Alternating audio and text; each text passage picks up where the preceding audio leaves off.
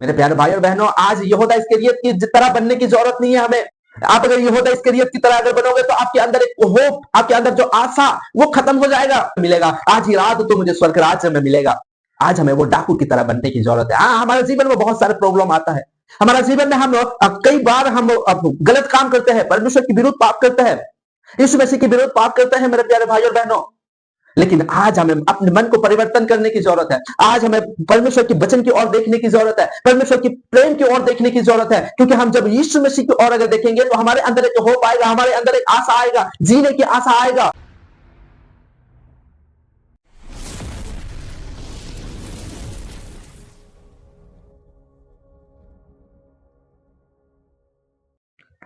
Praise the Lord. जय मसीह। मेरे प्यारे भाई और बहनों, आप सभी को हमारे चैनल में मैं बहुत बहुत स्वागत करता हूं। मेरे प्यारे भाई और बहनों, मैं आशा करता हूं कि आप और आपकी पूरा घराना यीशु मसीह का नाम से बहुत खुश रहेंगे। मेरे प्यारे भाई और बहनों, आज हम बात करने वाले हैं यहूदा इस्करियत सुसाइड क्यों किया। यस मेरे प्यारे भाई और बहनों, जब यीशु मसीह को क्रूस पे टांगा जा रहा था, बिना दोषी में भी जब उसे दोषी ठहरा के उसे मारा जा रहा था, तो जो एक 12 चेला में से एक चेला था जिसका नाम यहूदा इस्करियत था, मेरे प्यारे भाई और बहनों, उसने जाके फांसी लगा ली। ये हम देखते हैं मत्ती रचित सुसमाचार 27 अध्याय उसका 3 से हम 5 वचन तक पढ़ेंगे। जब उसके पकड़वाने वाले यहूदा ने देखा कि वो दोषी ठहराया गया है तो वो पछताया और वे 30 चांदी की सिक्के प्रधान याजकों पुरोनियों के पास फिर लाया और कहा, मैंने निर्दोष को घात के लिए पकड़वा कर पाप किया है। उन्होंने कहा, हमें क्या, तू ही जान। तब वो उन सिक्कों को मंदिर में फेंक कर चला गया और जाकर अपने आप को फांसी दी। मेरे प्यारे भाई और बहनों, यहूदा 12 चेला में से एक था और उसने ही पकड़वाया यीशु मसीह को मारने के लिए, और हम देखते हैं कि वो जाके फांसी किया। वो फांसी क्यों किया मेरे प्यारे भाई और बहनों? वो इस संसार में से तो चला गया और वो स्वर्ग राज्य को भी खो दिया। आज हमारे जीवन में भी हम देखते हैं, जब कोई हम पाप करते हैं, जब कोई हम प्रॉब्लम में आते हैं, तो हम क्या करते हैं? परमेश्वर से दूर हो जाते हैं, परमेश्वर के वचन से दूर हो जाते हैं, यीशु मसीह से दूर हो जाते हैं, और हम क्या करते हैं? गलत कदम उठा लेते हैं। इसीलिए मेरे प्यारे भाई और बहनों, जिस तरह से यहूदा ने आत्महत्या किया, वो क्यों किया? इसके कारण क्या है? इसके कारण ये है मेरे प्यारे भाई और बहनों, यीशु मसीह की ओर उसने नहीं देखा। जब पुरोनियों और शास्त्रियों ने उसे कहा कि हमें क्या, वो तू ही जान, इस चांदी की सिक्के के लिए उसने क्या करता है? पकड़वाता है। और उसने जब देखता है, वो पछताता है कि मैंने गलती किया, मैंने पाप किया, मैंने एक निर्दोष को मैंने दोषी ठहरा के उनके हाथों में सौंप दिया। अब क्या होगा? ये लोग मार देंगे।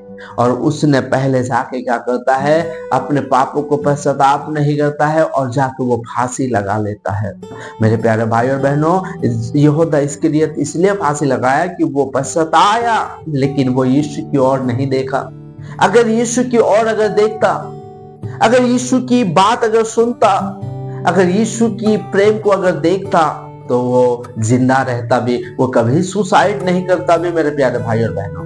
क्योंकि ये यीशु मसीह इस संसार में जब आया तो लोगों को दंड देने के लिए नहीं, बल्कि वो लोगों को माफ करने के लिए, लोगों को पाप से आजाद करने के लिए आया। हम देखते हैं कि जब यीशु मसीह को टांग दिया गया था, उस समय 2 डाकू थे, एक लेफ्ट में था और एक राइट में था। और एक डाकू यीशु मसीह को कोसता था और एक डाकू अपने मन परिवर्तन करता है और कहता है कि हे प्रभु, जब तेरा राज्य आएगा तो मुझे स्मरण रखना। और यीशु मसीह उसी समय कहता है कि आज ही रात तू मुझसे मेरे साथ, आज ही रात तू मेरे साथ क्या होगा? स्वर्ग राज्य में प्रवेश करेगा। मेरे प्यारे भाई और बहनों, एक डाकू को परमेश्वर माफ कर सकता है, तो क्या यहूदा इस्करियत को परमेश्वर माफ नहीं कर सकता भी? क्या यीशु मसीह माफ नहीं कर सकता भी? लेकिन यहूदा क्या किया कि बच्चनों को नहीं सुना। यीशु मसीह को जो लोग भाला भोंक रहे थे, यीशु मसीह को जो लोग मार रहे थे, यीशु मसीह को जो लोग दंड दे रहे थे, उनके लिए भी यीशु मसीह आखिरी में भी प्रार्थना करता है, प्रभु इन्हें तो माफ कर। क्या उस जिनके लिए प्रार्थना कर रहा था, क्या यहूदा इस्करियत के लिए नहीं कर रहा था? कर रहा था मेरे प्यारे भाई और बहनों। लेकिन हम क्या करते हैं, हमारे जीवन में भी ऐसा एक परिस्थिति आ जाता है कि हम अपने गलत कदम उठा लेते हैं।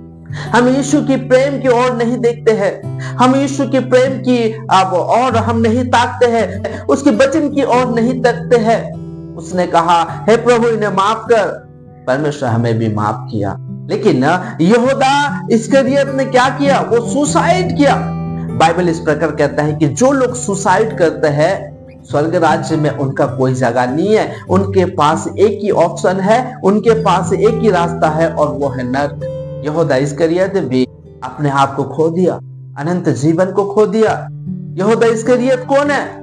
जिस यीशु मसीह का साथ चला, जिसने यीशु मसीह की चेला था, जिसने यीशु मसीह के हर एक पल में था उसके साथ, जिसने यीशु मसीह की मिनिस्ट्री की फाइनेंस को उसने संभालता था, वो था यीशु मसीह का पास रहता था यहूदा इस्करियत, और वो जाकर सुसाइड करता है।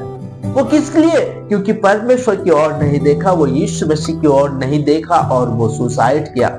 आज हमारा जीवन में भी ऐसा होता है मेरे प्यारे भाई और बहनों। कई बार हमारा जीवन में क्या होता है, एक निर्णय लेने का समय आता है, लेकिन हम गलत निर्णय लेते हैं। मैं आपको कहना चाहता हूं, जब भी आपके जीवन में अगर प्रॉब्लम आए, कोई भी अगर समस्या आए, तो मैं आपको कहना चाहता हूं, परमेश्वर ने हमें अपने हाथों से बड़े बड़े अक्षरों में लिख के हमें दिया है। इसकी ओर देखो, वचन की ओर देखो, यीशु मसीह की प्रेम की ओर देखो।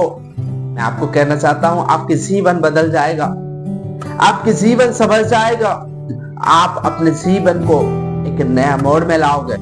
आज हमें यहूदा इस्करियत की तरह बनने की जरूरत नहीं है, जो यीशु मसीह की ओर नहीं देखा, उसके प्रेम की ओर नहीं देखा और सुसाइड कर लिया। हमें उस डाकू की तरह बनने की जरूरत है मेरे प्यारे भाई और बहनों। उस डाकू ने यीशु मसीह को पहचाना, यही परमेश्वर के पुत्र है, यही आदि में था और यही वचन है, और वही वचन परमेश्वर के साथ था, और वो हमारे बीच में आया, डेरा किया, और वो निर्दोष होके भी सारे जगत की मानव जाति के लिए वो सारे दोष को अपने शरीर में ले लिया, अपने क्रूस में ले लिया, और सारे जगत को माफ करने के लिए आया है।